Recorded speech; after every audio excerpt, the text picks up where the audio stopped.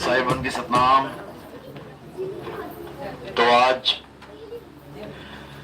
परमात्मा की अपार कृपा से अंबाला में ये मूल ज्ञान का सत्संग रखा गया है। बहुत बड़े भाग होते हैं उन जीवों के जो इस ज्ञान को अपने पूरे जीवन काल में एक बार भी सुन पाते हैं, और उससे भी बड़े भाग होते हैं उन जीवों के जो इस ज्ञान को थोड़ा सा भी समझ पाते हैं। क्योंकि सुनना आसान है, आए बैठे घंटा 2 घंटा सुन के चले गए, लेकिन इस ज्ञान को समझना बहुत मुश्किल है। मुश्किल क्यों है, कारण क्या है?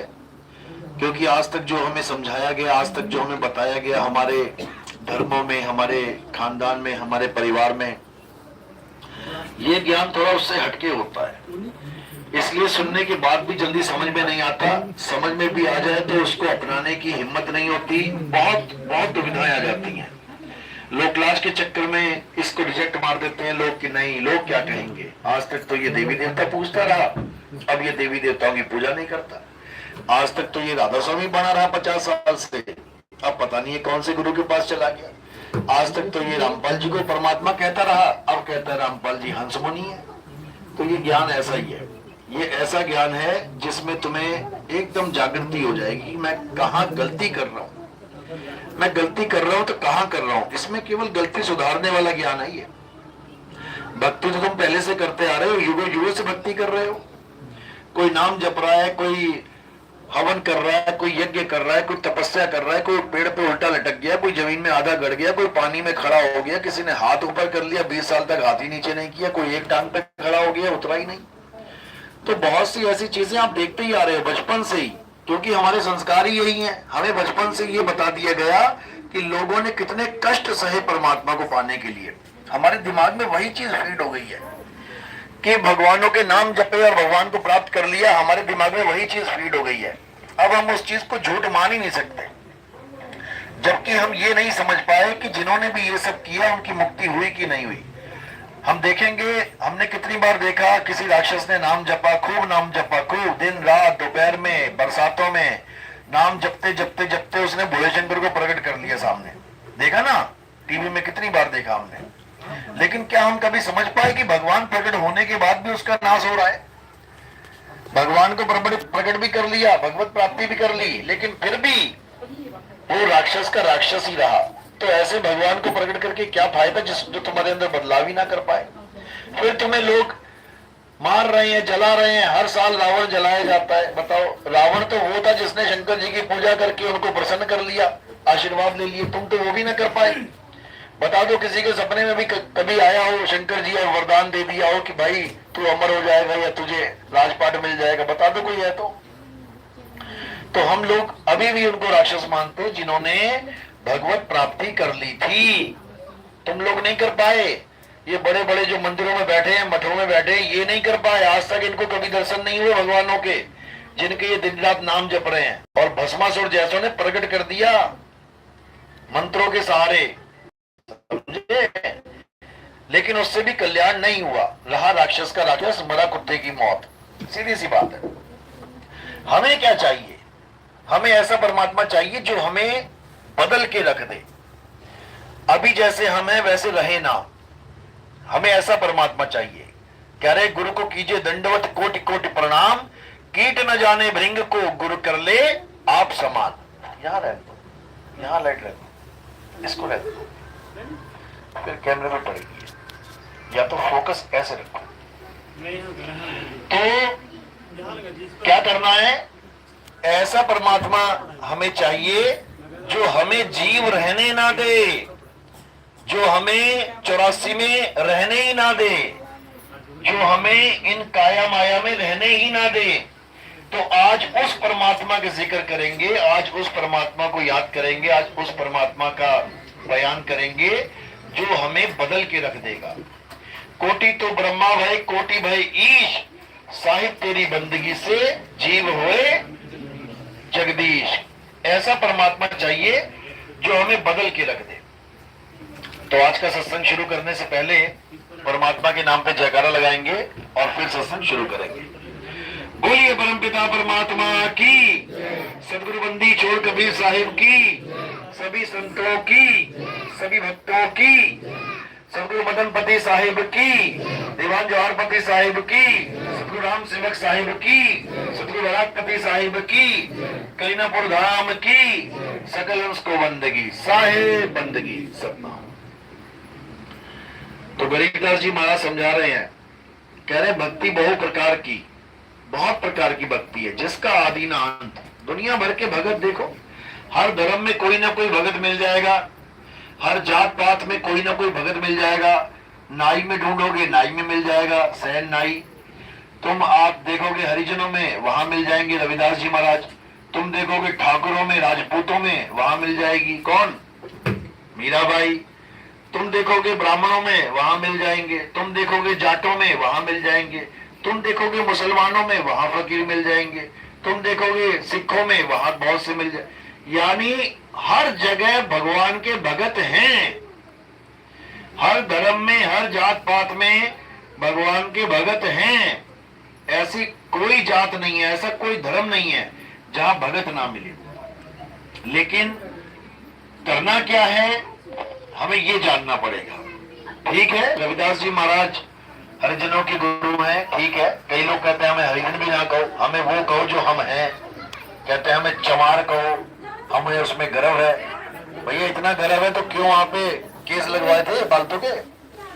तो दिक्कत ये है, कोई कहता हमें ये कहो, हमें ये ना कहो। ये सब 52 अक्षर है, ये सब 52 अक्षर का खेल है। ये जात पात, ये धर्म भेद, ये सब 52 अक्षर का खेल है। असली मुद्दा क्या है कि रविदास जी महाराज बताने क्या आए थे, मीराबाई समझा क्या रही है, कबीर साहब बोल क्या रहे हैं, तुकाराम जी, संत मलूकदास जी, घीसा साहेब, घासीदास जी, संत देव जी, ज्ञानेश्वर जी, मुक्ताबाई, सहजोबाई, ये बता क्या रहे हैं। क्या ये हमें अनेकता में बांट रहे हैं कि आधी पार्टी इधर हो जाओ, रविदासिया हो जाओ, वो बाकी कबीर वाले उधर चले जाओ। ऐसा करने तो नहीं आए थे। इन्होंने मिलजुल के एक साथ डंका बजाया था, लेकिन लोगों ने अपने आप को बड़ा करने के चक्कर में कबीर साहब को रविदास जी का चेला बना दिया। और कहानी क्या जोड़ दी कि वो कटौती में गंगा जैसे पानी दिया, कबीर साहब ने पिया नहीं, कपड़ों पे डाल लिया। वो कमाली आई, कमाली ने कपड़े चूस के उसको ब्रह्म ज्ञान हो गया, दाग हटा दिए। वो राजा की कहानी थी। राजा आया था दीक्षा लेने, ज्ञान लेने आया था, लेकिन जब पानी दिया गया, जैसे हम लोग चरणामत देते हैं, कारण क्या है, रविदास जी ने भी पानी दिया। समझ में नहीं आया उसके कि ये क्यों दिया जा रहा है। ये मन के अहंकार को खत्म करने के लिए दिया जाता है। आम आदमी चरणामृत ले ही नहीं सकता। चरणामृत कौन ले सकता है, भगत। आम आदमी के बस की बात नहीं है, क्यों, वो अहंकार में डूबा हुआ है, इसलिए तो उसको आम कह रहे हैं। तो वो राजा एक आम आदमी था, वैसा नहीं आम आदमी की एक छोटा सा आदमी। वो था तो राजा, लेकिन उसके विचार आम थे, जो आम लोगों के विचार है। कोई भक्तों वाला लक्षण नहीं था उसमें। तो रविदास जी ने पानी दिया, कटौती से निकाल के उसने अपने कपड़ों पे गिरा लिया। फिर धोबी के पास कपड़े चले गए, गंदा हो गया कपड़ा। धोबी की लड़की ने उसको चूसा और कहते उसको ब्रह्म ज्ञान हो गया। चलो अच्छी बात है, हो गया तो बहुत बढ़िया बात है। वैसे पानी वानी से होता नहीं है, पानी वानी से हो जाए तो फिर ठीक है, सबको पानी पिला दो, भक्ति क्यों करवानी, सारे ब्रह्म ज्ञानी बन जाए। ये एक संकेत होता है, संकेत होते हैं ये। यानी जब उसको ब्रह्म ज्ञान हो गया तो राजा को जब खबर लगी कि ऐसे ऐसे हो गया, तो कहते हैं राजा गया वापस दोबारा पानी लेने, तो कहते हैं अब नहीं मिलेगा वो पानी। ठीक है, कृपा हो गई, अच्छी बात है। लेकिन ये कहानी राजा की है, कबीर साहब की नहीं है। रविदास पंथियों में कबीर साहब को जोड़ जोड़ के कहानी बना दी। अरे भाई, राजा ऊंची जात का था, वो रविदास जी शूद्र जात में थे। हालांकि हम जात पात को नहीं मानते, जैसी कहानी चल रही है। तो ऊंची जात वाला नीची जात वाले के हाथ से पानी ना ग्रहण करे, ये आम बात है, समझ में आता है। लेकिन तुमने कबीर साहब के साथ जोड़ दिया। कबीर साहब कौन सी ऊंची जात के थे भाई? जुलाहा जात क्या ऊंची जात है क्या? नीच जात, नीच जात शूद्र से भी ऊंची जात का हूं, बताओ। दोनों शूद्र जात में आ रहे हैं, लेकिन उनके आपस में ही नहीं मैच हो रहा काम। ये सब राजनीति है, ये सब 52 अक्षरों का खेल है। एकस पिता एकस गेहम बालक। एक हमारा पिता है, जो पिता की जात होगी वही बेटे की जात होगी, अलग तो नहीं हो सकती। तुम शर्मा जी हो, तुम्हारा बेटा वर्मा जी आ जाएगा क्या? बता दो अगर आ जाएगा तो जब एक पिता है, रविदास जी ने कहा एक पिता है, नानक साहब ने कहा एक पिता है, कबीर साहब ने कहा एक पिता है, मोहम्मद साहब ने कहा एक खुदा है, जीसस ने कहा एक गॉड है। जब एक ही पिता है तो बताओ इतनी जात पात हो कैसे गई? एक बाप की 4 औलादें होगी तो एक हिंदू, एक मुस्लिम, एक सिख और एक ईसाई हो जाएगा क्या? नहीं होगा। ये सब क्या है? ये जात पात क्या है? ये हमारे कर्म हैं। कर्मों के आधार पे जात पात बनी है। जो लोहे का काम करता था उसकी जात क्या हो गई? लोहार। जो सोने का काम करता था उसकी जात क्या हो गई? सोनार। जो कपड़े का काम कर रहा है धोने का, उसकी जात क्या हो गई? धोबी। बताओ, ये जात है कि कर्म है? पहले तो यही बता दो। ये कर्म है। इन कर्मों के आधार पे जात बन गई। अब जिसको लगा ये छोटा काम है, उसको छोटी जात का बना दिया, और जिसको लगा ये बड़ा ऊंचा काम है, उसको बड़ी जात का बना दिया। बताओ, जूते गांठने वाला अगर तुम जाओ कहीं जूते कटवाने, तुम्हें अपनी बोतल का पानी दे देना पीने को, तो ना पियोगे अगर कोई ऊंची जात का है।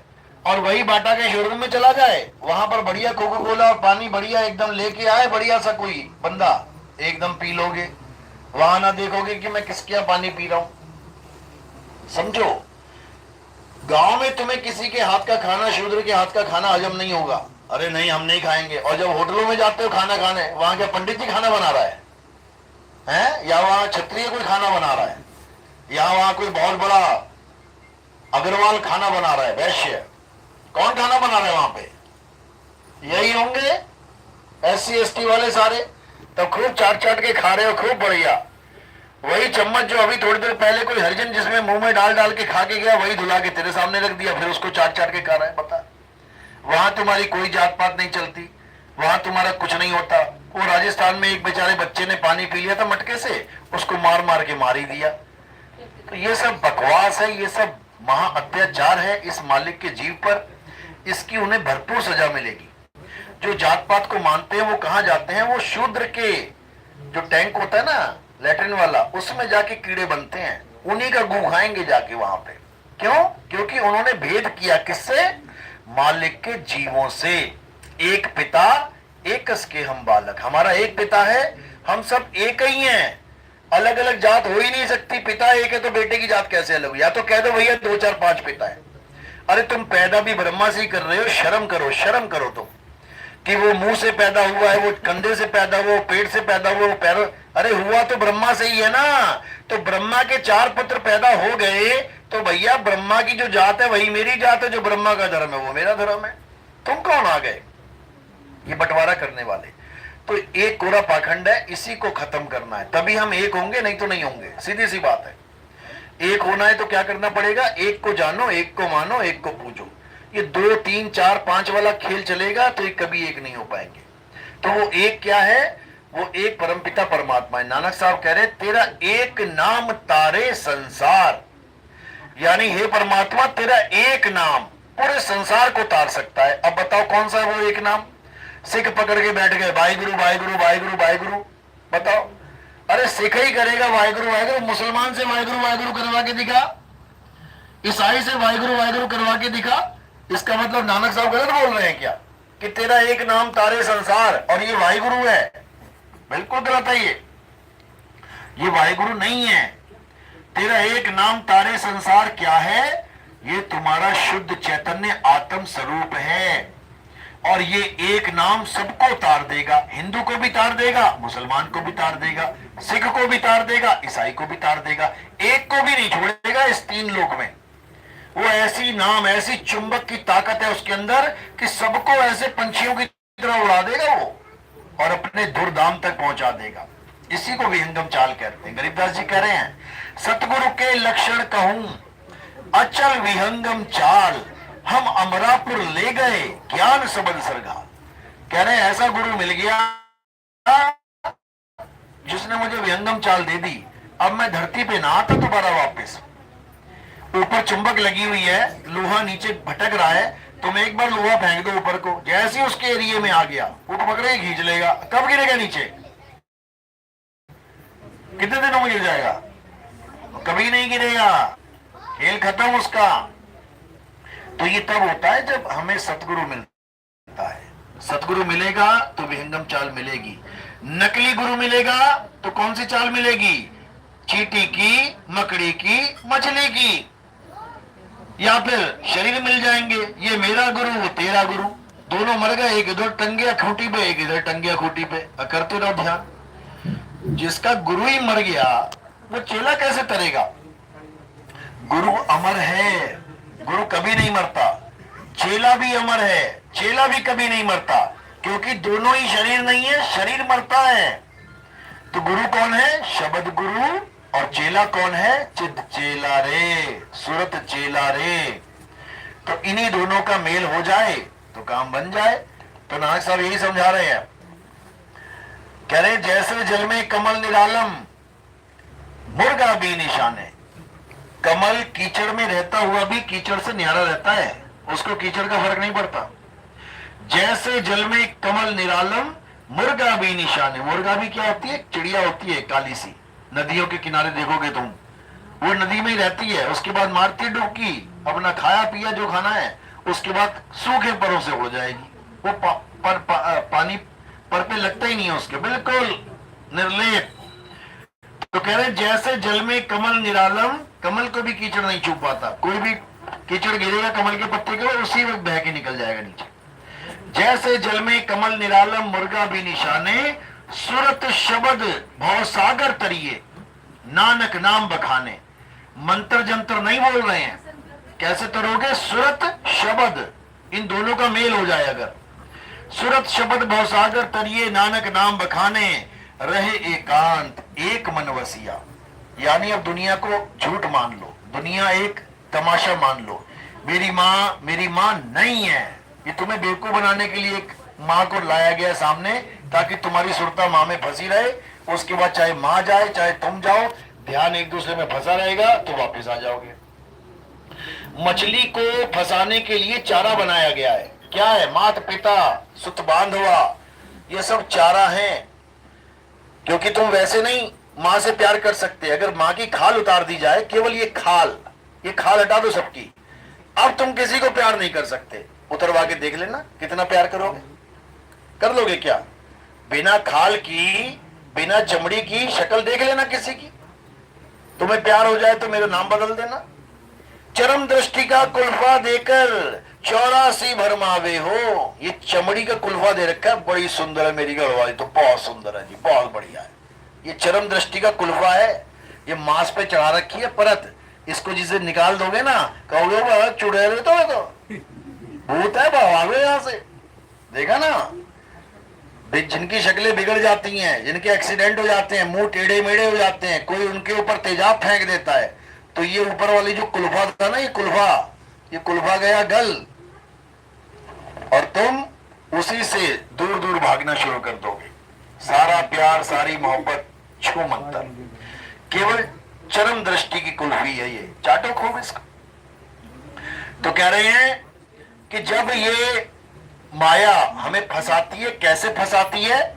ये ऊपर ये जो खाल है इसको लगा देती है, और इसी खाल से हम अपनी माँ, अपने भाई, अपने पिता, अपने बच्चे, पोते, इसको पहचान के प्यार करते हैं। किससे प्यार कर रहे हैं? खाल से प्यार कर रहे हैं।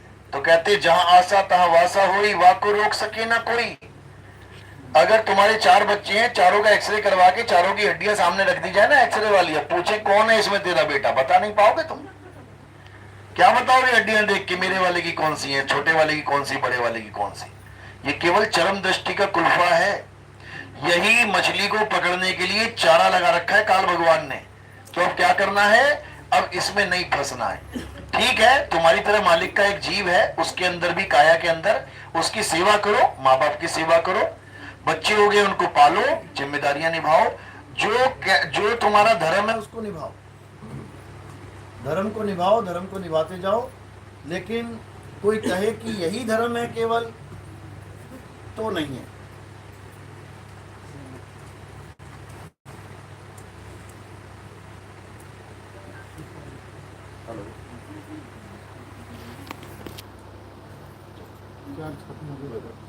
तो कहते हैं अगर यही धर्म है कि केवल, कई लोग कहते हैं ना कि बस बच्चे पाल लो जी, अपना गृहस्थ धर्म निभा लो, यही इसी से मुक्ति हो जाती है। किसी की मुक्ति नहीं होती है, भूल जाओ।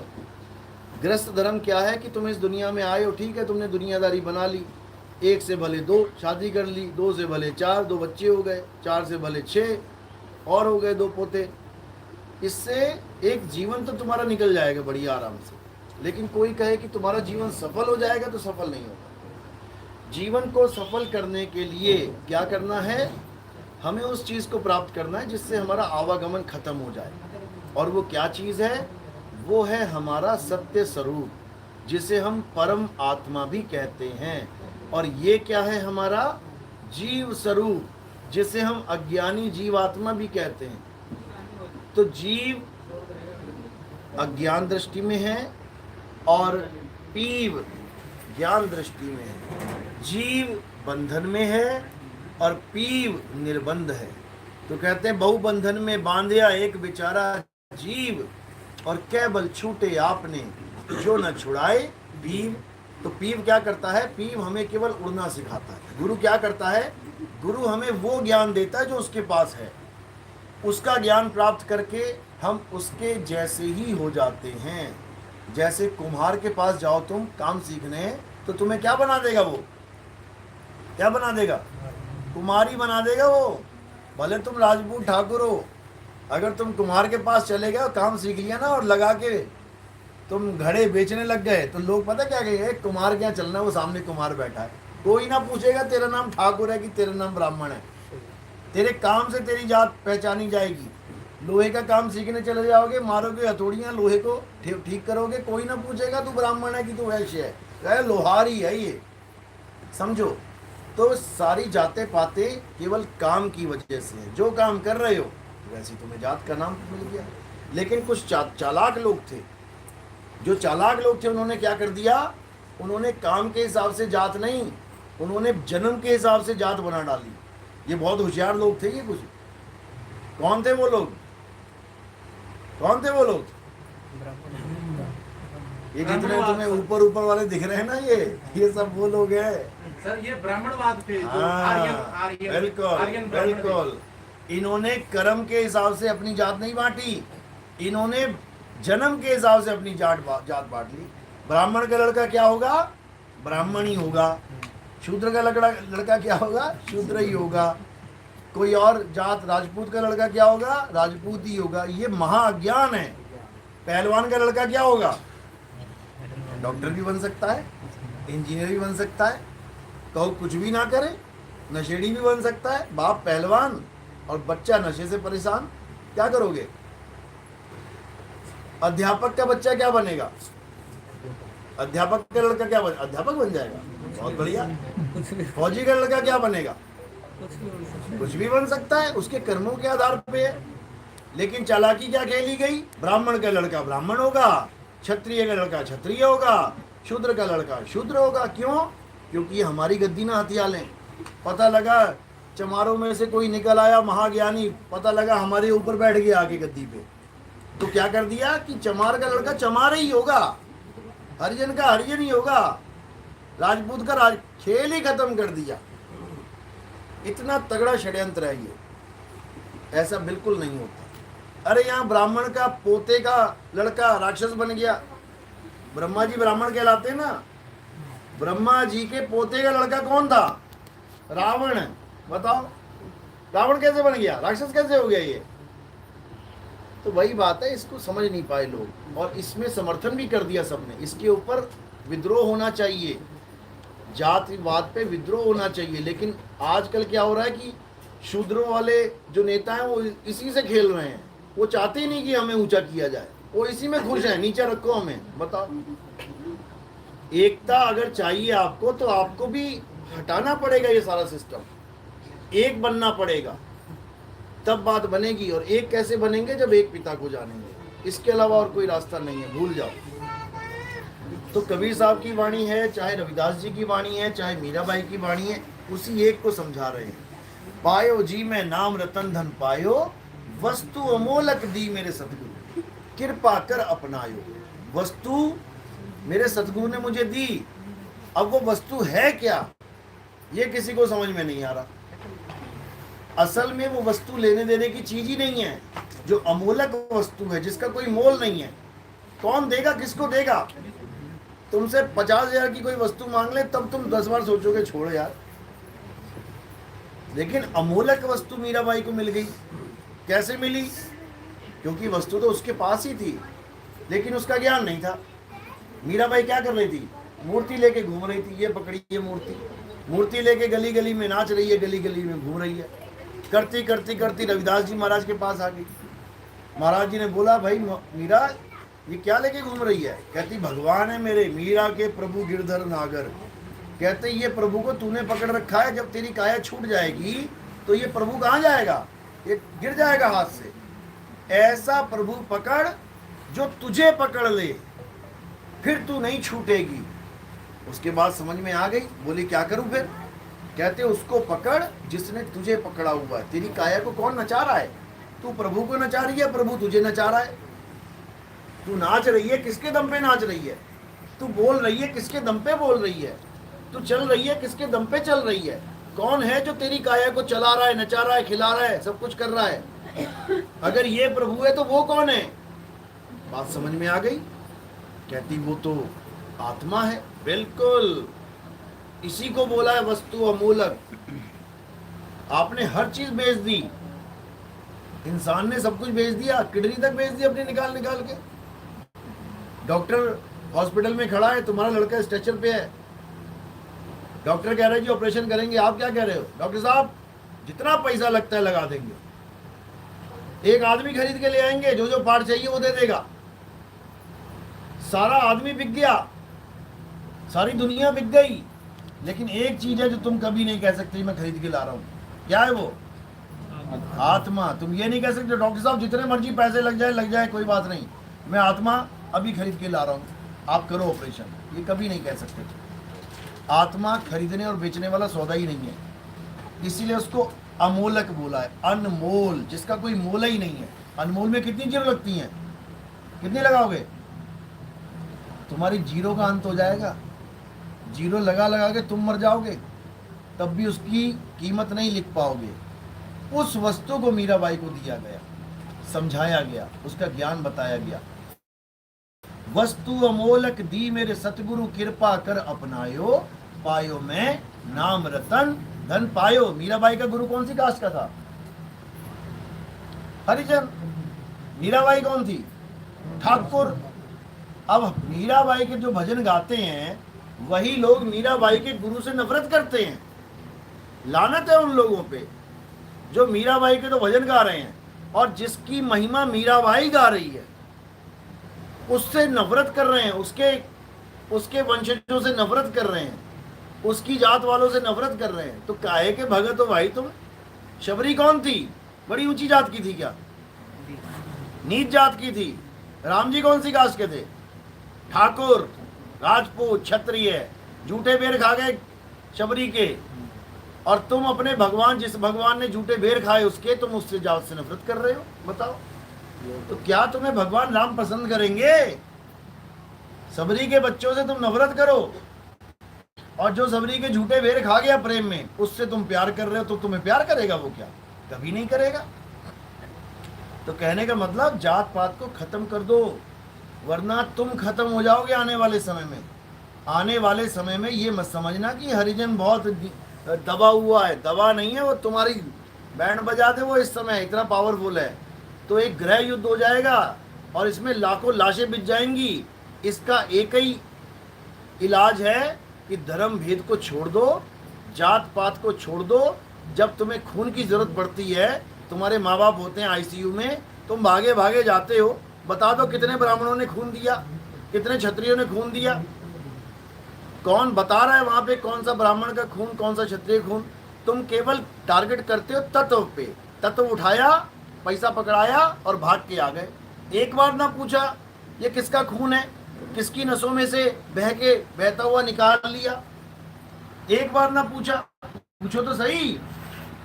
तुम तो ऐसे लोग हो कि हाथ लग जाए तो गंगा स्नान करना पड़ जाता है तुम्हें।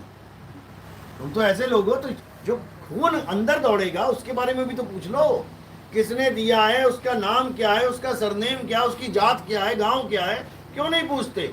फिर तो कहते डॉक्टर साहब बस एक बोतल दे दो, बहुत बहुत धन्यवाद, कहीं से भी मिल जाए, कहीं से भी। फिर तुम्हारी जात पात पता नहीं कहाँ चली जाती है भाई। तो ये सब फालतू की बातें हैं।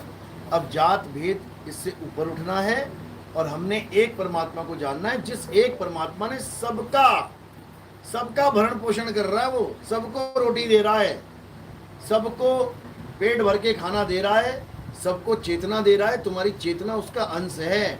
जो तुम्हारी चेतना है वही जीव है। किसका अंश है? उस परमात्मा का अंश है। ईश्वर अंश जीव अविनाशी। अब तुमने अपने आप को जीव समझना है। जीव की कोई जात नहीं होती। जिस दिन तुम अपने आप को जीव समझ लोगे, कोई जाति नहीं है। बस एक ही काम रह जाता है, जीव को वापस घुमा के पीव में लगा देंगे, और कोई काम नहीं है तुम्हें। भूल जाओ कि तुम किस जात के हो, किस धर्म के हो, कुछ भी नहीं। अगर मानना ही है तो अपने आप को मानव मानो, वो भी कितने समय के लिए, जितने समय के लिए मनुष्य चोला मिल गया। इसके बाद अगर कुत्ता बिल्ली बन गया तो थोड़ी नहीं मनुष्य मानोगे अपने आप को। तो आज अगर कुछ मानना ही है, भले तुम अपने आप को ना पहचान पाओ, मानना ही है तो अपने आप को मनुष्य मानो, मानव मानो। और धर्म क्या हो गया मनुष्य का, मानव का? मानवता। ये टेम्परेरी धर्म बता रहा हूं मैं, टेम्परेरी, इस दुनिया में रहने के लिए, इस दुनिया में एक दूसरे से प्रेम करने के लिए मानव और मानवता, बस। मुक्ति के लिए नहीं। मुक्ति के लिए अगर तुम अपने आप को मानव मानोगे या भगवान को मानव मानोगे, फंस गए तुम काल के जाल में, क्योंकि वो नर और नारी है ही नहीं। तुमसे कहूं मैं नाम विचारी, ना वो ज्योत, ना पुरुष ना नारी। वो आदमी और औरत है ही नहीं। वो इन दोनों से परे आत्म सत्ता है। और उसका ज्ञान कौन प्राप्त करेगा? जीव, जो बंधन में पड़ा हुआ है। तो अब क्या करना है? अब तीनों को जान लेना है। तीन कौन है? जीव, शिव, पीव। जब तक जीव को सद्भक्ति नहीं मिलती तब तक वो जीव अवस्था में रहेगा भक्ति करने के बाद भी। कहते हैं जीव शिव सब प्रगटे, वह ठाकुर वह दास, कबीर और जाने नहीं, एक राम नाम की आस। तीनों अवस्थाओं का ज्ञान एक ही दोहे में करवा दिया साहब ने। जीव शिव सब प्रगटे। जीव कौन है? जो भक्ति कर रहा है। शिव कौन है? जो भक्ति करवा रहा है, भगवान बने बैठे हैं। जीव शिव सब प्रगटे, वह ठाकुर वह दास, लेकिन कबीर और जाने, इनको नहीं जानता कबीर। कबीर और जाने नहीं, एक राम नाम की आस। अब ये राम नाम क्या है? इसको पीव कहते हैं। पीव। जग में जीव अनंत न जाने पीव को, बहुत कहा समझाए 84 के जीव को। समझा समझा के थक गए, लेकिन समझ में नहीं आया। लेकिन अब मालिक की दया है कि एक एक बच्चा समझ रहा है, और धीरे धीरे धीरे एक ऐसा पंथ चल पड़ेगा, एक ऐसा रास्ता मिलेगा लोगों को कि सब इसी में आएंगे। ये नितिन दास का कथन नहीं है, ये नितिन दास नहीं बोल रहा है, ये संत बोल के जा चुके हैं, ये समझा के जा चुके हैं। कबीर साहब कह रहे हैं 12 पंथ काल फुरमाना, भूले जीव न जाए ठिकाना, 13वें पंथ हम ही चले आए, सब पंथ मेट के एक पंथ चलाए। बोल के गए यही। और संतों ने बोला जब आएगा भीषम भीसा, ना रहेगा ईसा, ना रहेगा मूसा, राज करेगा जगदीसा। बोल के गए हैं। ईसा मूसा क्यों बोला? क्योंकि ये सारे पंथी खत्म हो जाएंगे, ये सब जागेंगे। ईसा और मूसा के पीछे नहीं लगना है। ईसा और मूसा जिसके पीछे लगे थे उसके पीछे लगना है, समझो। रविदास जी और कबीर साहब के पीछे नहीं लगना है। रविदास जी और कबीर साहब जिसके पीछे लगे हैं उसके पीछे लगना है। किसके पीछे लगे हैं? वो उस अचल आत्मा के पीछे लगे हैं। अचल आत्मा, जीव आत्मा नहीं, अचल आत्मा। कृष्ण जी किसके पीछे लगे हैं? किसकी महिमा गा रहे हैं? अध्याय 2 24वां श्लोक पढ़ो। हे अर्जुन, आत्मा अजन्मा है, नित्य है, शाश्वत है। आत्मा अचल है। क्यों बोल दिया अचल? अगर आत्मा अचल है तो 84 लाख योनियों में कौन जा रहा है, कौन आ रहा है? पूछो जरा इन ब्राह्मणों से, लगे पता कितने ज्ञानी है। अचल का मतलब होता है जो चल नहीं सकता, जो रुका हुआ है, स्थिर है, सदा एक जगह रहने वाला। इसी को बुल्ले शाह कह रहे हैं। बुल्ला शाह खड़ा है कौन? बाकी सब चल रहे हैं, ये खड़ा कौन है? खड़ा यानी रुका हुआ कौन है? ये हिल नहीं रहा, वो कौन है? वही है अचल परमात्मा, उसी को जानना है। तो कबीर साहब कौन है? कबीर साहब नौतम सूरत है, जो अचल परमात्मा से आते हैं हमें ज्ञान देने के लिए, और अचल परमात्मा में ही समा जाते हैं ज्ञान देने के बाद। इसी को वो कह रहे हैं कि मैं तो आ रहा हूं और जा रहा हूं, लेकिन जो हमारा पीव है वो आता जाता नहीं है। जन्मे मरे सो निज पीव हमारा हो, ये कबीर साहब का भजन है, समझ लो। लेकिन लोग इस बात को समझ नहीं पाते, इन्होंने कबीर साहब को ही परमात्मा बना दिया। अरे वो आ रहे हैं जा रहे हैं भाई, आने जाने वाली चीज, कोई चीज हिल रही है तुम उसमें स्थिर कैसे हो? खुद ही स्थिर नहीं है तो कैसे स्थिर होगे? इसीलिए कबीर साहब ने कभी भी नहीं कहा कि मेरी कोई फोटो, मेरा कोई कैलेंडर, उसकी अगरबत्ती करो, धूप अगरबत्ती, उसको पूजो, कभी नहीं। उन्होंने क्या कहा कि संत हमारी आत्मा, हम संतन के जीव, संतन हम में रमी रहे, जीव माखन में घीव। हमारे यहाँ जो आरती करवाई जाती है वो किसी काया माया की आरती नहीं है, किसी गलतफहमी में मत रहना। जो अज्ञानी जीव है उसको यही लगता है देखो जी काया पुजवा रहा है। जो अज्ञानी जीव है, जैसे कोई अज्ञानी जीव है वो पंखे को देख के क्या कहेगा? देखो पंखा चल रहा है। और जो ज्ञानी जीव है वो क्या कहेगा? करंट पंखा चला रहा है। दोनों में फर्क है। पंखा चल रहा है यानी पंखा खुद से चल रहा है, ये जो तुम्हें पर दिख रहे हैं खुद से चल रहे हैं। और करंट पंखे को चला रहा है, इसका मतलब ये खुद नहीं चल रहा है, चलाने वाला कोई और है। इसी प्रकार जो हमारे आरती होती है वो काया की आरती नहीं होती है। किसकी आरती हो रही है? जो काया को चला रहा है, जो सत्संग समझा रहा है। ये काया नहीं समझा रही है, ये मुंह खुल भले रहा है लेकिन बोल कोई और रहा है, समझो। अभी ये स्पीकर बोल रहा था तो लग रहा था कि स्पीकर ही बोल रहा है, ले खराब हो गया। अब क्या करें इसका? क्योंकि बोलने वाला स्पीकर से परे बैठा है।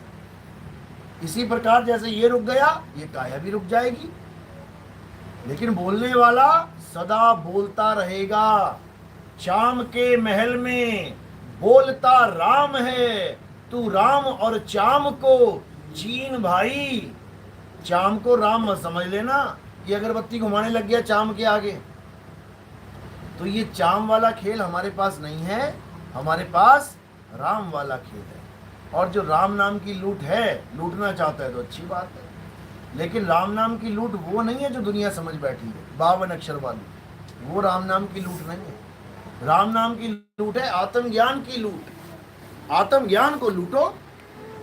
साहिब समझा रहे हैं, कह रहे जल में मीन प्यासी, मोहे देखत आवे हासी, आत्म ज्ञान बिना नर भटके। तो किसकी लूट है? आत्मज्ञान की। आत्मज्ञान की लूट है, ये मंत्र ज्ञान की लूट नहीं है। मंत्र ज्ञान के लिए तुम्हें गुरु बनाने की जरूरत ही नहीं है। राम राम राम तुम्हें घर में बैठे पता है, जपते रहो राम राम, आ जाएगा राम। गुरु बनाने की क्या जरूरत है? गुरु नाम नहीं रटवाता, गुरु ज्ञान समझाता है, गुरु ज्ञान देता है। किसी भी गुरु के पास चले जाओ, तुम्हें कुछ ना कुछ ज्ञान देगा। जिससे तुम्हारी समझ बढ़ेगी, तुम्हारी जागृति होगी। लेकिन लोगों ने क्या बना दिया, गुरु नाम देता है, अरे मेरे गुरु से नाम ले ले। क्या देता है वो, वाहेगुरु वाहेगुरु देता है। नहीं नहीं, मेरा मन नहीं करता वाहेगुरु को। और कोई बता, हिंदू में बता है, अरे वो वृंदावन वाला बाबा है, वो राधे राधे देता, हाँ ये ठीक है, वहां चला गया राधे राधे जपने। बताओ, अरे राधे राधे 2 अक्षर है, राधे, उसमें क्या ज्ञान होगा तुम्हें? अक्षर जपने से कभी ज्ञान होता है क्या? अक्षर जपने से ज्ञान नहीं होता। ज्ञान किससे होता है? आत्मा का भेद प्राप्त करने से ज्ञान होता है। कौन सा ज्ञान? आत्म ज्ञान। आत्म ज्ञान बोला गया है, मंत्र ज्ञान नहीं बोला, मंत्र जाप बोला गया है। मंत्र जाप अलग है, आत्म ज्ञान अलग है। मंत्र जपने के बाद तुम्हें कभी नहीं पता लग सकता कि तुम आत्मा हो। तुम्हारा सारा ध्यान कहाँ जाएगा? मंत्रों में, अक्षरों में। आत्म ज्ञान प्राप्त करने के बाद तुम्हें यह बोध हो जाएगा कि तुम शरीर नहीं, तुम आत्मा हो।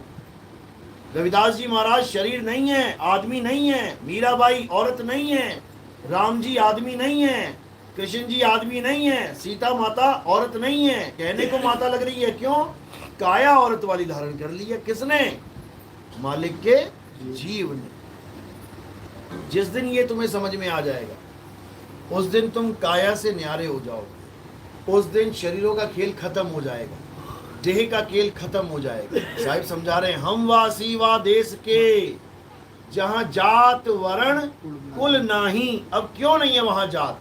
कबीर साहब की क्या जात थी? जुलाहा कहला रहे थे यहाँ पे, शरीर की। यहाँ जुलाहा कहला रहे थे। तो जब वो वहां चले गए तो वहां भी जुलाहा ही होंगे। भाई जुलाहा इंडिया में है तब भी जुलाहा है, जुलाहा अमेरिका चला जाए तब भी जुलाहा है, जुलाहा न्यूजीलैंड चला जाए तब भी जुलाहा है। लेकिन साहिब कह रहे हम जिस देश के वासी हैं वहां ये जात पात है ही नहीं। हम वासी वा देश के, जहां जात वर्ण कुल नाही। शब्द मिलावा हो रहा, देह मिलावा नाही। तो जितने भी अज्ञानी गुरु जो बैठे हैं, जो कहते हैं तुम्हें हम सतलोक ले जाएंगे, वहां तुम खूब कचौड़ी पकौड़ी खाओगे बढ़िया करके, वहां परमात्मा के साथ खड़े होके तुम घूमोगे फिरोगे, वो सब देही ज्ञान दे रहे हैं तुम्हें। और कबीर साहब कह रहे हैं शब्द मिलावा हो रहा, देह मिलावा नहीं।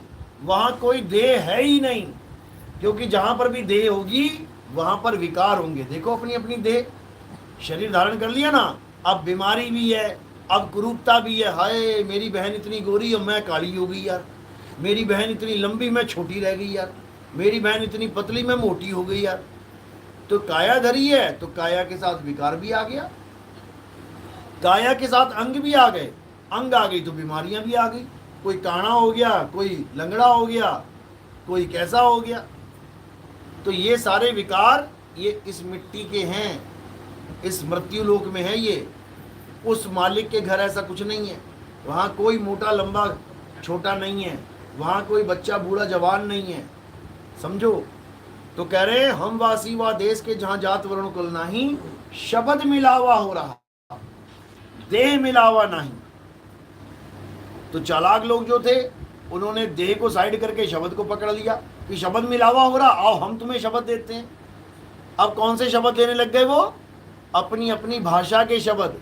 हिंदू गुरु है तो हिंदू में ना हिंदी में नाम देने लग गया, अरबी गुरु है अरबी में कलमा पढ़ाने लग गया, अंग्रेज गुरु है अंग्रेजी में प्रेयर रटवाने लग गया, सिख गुरु है तो फिर पंजाबी में बाणियां रटवाने लग गया, वाहिगुरु वाहिगुरु करवाने लग गया। यानी अपनी अपनी भाषा के शब्दों को पकड़ के तुम्हें भरमाने का काम करने लग गए। और साहिब कह रहे हैं शब्द मिलावा हो रहा, देह मिलावा नहीं। इसका मतलब समझ लो, ये कौन सा शब्द है? जब देह ही नहीं है तो ये शब्द कैसे हो सकता है? यानी शब्द वो शब्द नहीं है जो हिंदी पंजाबी उर्दू फारसी, क्योंकि वो शब्द इस देही से तो निकल रहे हैं। अगर ये शरीर ना हो, बताओ कौन सा शब्द बोलोगे तुम? हिंदुस्तानी शरीर है तो हिंदुस्तानी भाषा बोल रहा है, अरबी शरीर है तो अरबी शब्द निकाल रहा है, अंग्रेज शरीर है अंग्रेजी के शब्द निकाल रहा है। तो ये शब्द इस काया की छाया है। जैसे देखो, हाथ है तो सामने छाया पड़ रही है, और हाथ ही नहीं है तो छाया भी नहीं है। तो ये वो शब्द नहीं है जो लोग पकड़ के बैठ गए हैं कि आओ हमसे नाम शब्द ले लो। अरे ये तो काया की छाया है। ब्रह्म बोले काया के ओले, काया बिना ब्रह्म क्या बोले। ये बोलने लिखने पढ़ने वाले छाया है, काया की छाया है ये। लेकिन जो कबीर साहब का शब्द है वो बोल के लिख के पढ़ के नहीं दिया जाता। उसके लिए क्या बोला, हम वा सीवा देश के जहां जात वर्ण कुल नाही, सैन मिलावा हो रहा शब्द मिलावा नहीं। शब्द का भी खेल खत्म कर दिया, सैन का खेल शुरू हो गया। सैन क्यों बोला साहिब ने, कारण क्या था, क्या कारण है, सैन क्यों बोला। सैन का मतलब क्या होता है, इशारा किस चीज की तरफ किया जाता है, इशारा किस चीज की तरफ किया जाता है, वस्तु की तरफ। वस्तु अमोलक दी मेरे सतगुरु। ये शब्द नहीं पकड़ा दिए कि मीराबाई को गोविंद गोविंद रट, वो तो पहले से ही जानती है गोविंद। गुरु शब्द नहीं रटवाता, गुरु सैन देता है। बिना सैन पूगे नहीं चाहे कितना कर लो विचारा, गुरु चेले दोनों के सिर पे काल टेके पंजियारा। जग सारा रोगिया रे जग सारा रोगिया। ये सबको रोग लगा हुआ है। ये रोग कैसे खत्म होगा, जब सैन मिलेगा। अब वो वस्तु है कहां, उसकी तरफ इशारा करेगा गुरु। है प्रगट पर दिखत नाही, सतगुरु सैन सहारा हो। आवे न जावे जन्मे नहीं मरे, सो निज पीव। इतनी सी बात है, लेकिन ये समझने में जन्मों जन्म लग जाते हैं। पता नहीं कितनी बार जन्म लिए, कितनी बार मर लिए, लेकिन इसको समझ नहीं पाए। लेकिन मालिक की कृपा है जो आज ये ज्ञान सब समझ रहे हैं और विवेक के द्वारा बिना पक्षपात किए अपना रहे हैं। हमारे इस पंथ में कोई भेद नहीं है जात पात का, धर्म का। हमारे यहाँ हिंदू भी हैं, मुसलमान भी हैं, सिख भी हैं, ईसाई भी हैं, हमारे यहाँ जैन भी हैं, बौद्धिस्ट भी हैं, हमारे यहाँ आस्तिक भी हैं, और जो पहले नास्तिक थे वो भी आ गए। ऊंची जात छोटी जात का कोई चक्कर नहीं है। ऊंची जात वाले कौन है, हाथ खड़ा करो जरा। जनरल कैटेगरी वाले है कोई, एक, बस एक ही है। SC ST कितने, हाथ खड़े करो। बाकी क्या बचा फिर, कहने का मतलब सभी हैं। अपने आप को SC ST मत मानो, अपने आप को जनरल मत मानो, सब एक ही हैं। भेद है ही नहीं, भेद केवल कर्मों का है, समझे। अच्छे कर्म करोगे अच्छे कहलाओगे, बुरे कर्म करोगे बुरे कहलाओगे, बस यही भेद है, इसके अलावा और कोई भेद नहीं। चलो, तो आज का सत्संग यही समाप्त करते हैं। नाम दीक्षा वाले कौन है, हाथ खड़ा करो।